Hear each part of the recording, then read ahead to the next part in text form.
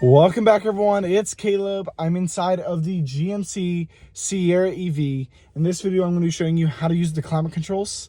It's freezing in here, so let's hop right everything's already starting to boot itself up from the last time somebody was in here.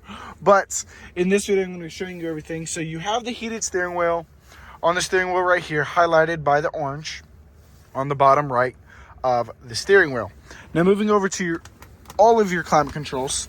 This piece of paper in the floor, but you have your quick key to use the touch screen for all of the climate controls. Now you can filter through this. You have up high in your face or kind of in your chest area, and then you have for down to your feet. You can change the temperature quickly by these, and then you can change your fan speed. You can even do it for the rear as well, just more changing the direction. Now you can choose auto. You can even sync everything so that everything's the same. Now moving down even further, where you don't have that touch screen, or part of the touch screen I should say, you have a quick key for sync, like say you're on the home screen. You have a quick key for your heated or ventilated seat, so you have heated bottom, heated back, or heated back, vice versa.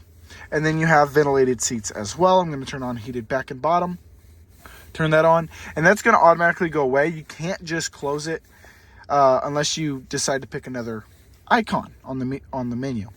Now you have your heated seat over here, same as heated or ventilated.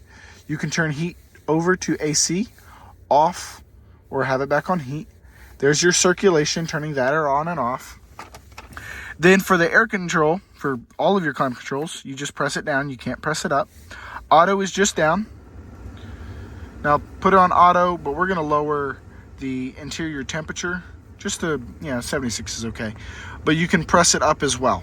And that's the same for the passenger. So you have that dual climate control. Pressing auto, then we press sync, and it's sunk.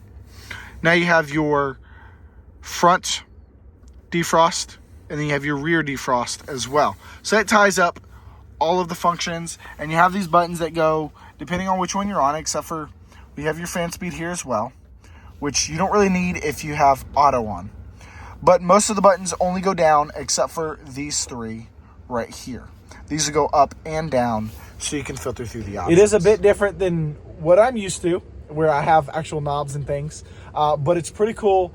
Once again, I love that they have actual physical buttons for at least most of the options. Everything else you kind of have to go into the screen. But depending on what you like, you still have an option. I hope you're all having a great day. I'll see y'all on the next one.